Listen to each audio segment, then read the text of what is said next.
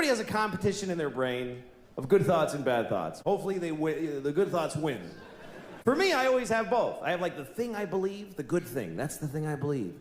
And then there's this thing. And I don't believe it, but it is there. It's always this thing and then this thing.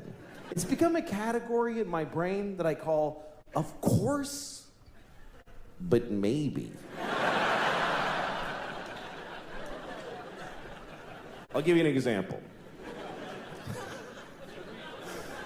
Okay, like of course, children who have nut allergies need to be protected. Of course. We have to segregate their food from nuts, have their medication available at all times, and anybody who manufactures or serves food needs to be aware of deadly nut allergies. Of course. But maybe if touching a nut kills you, you're supposed to die.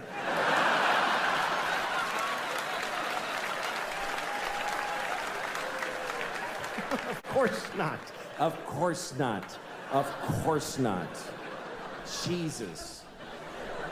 I have a nephew who has that. I'd be devastated if something happened to him.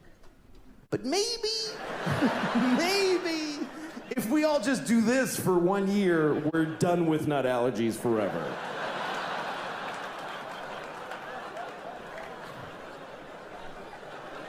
No, of course not. Of course, if you're fighting for your country and you get shot or hurt, it's a terrible tragedy. Of course.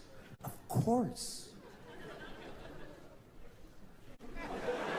But maybe if you pick up a gun and go to another country and you get shot, it's not that weird.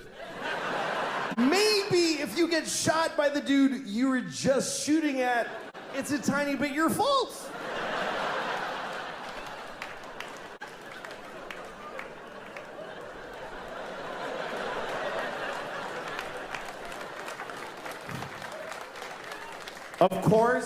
Of course, slavery is the worst thing that ever happened.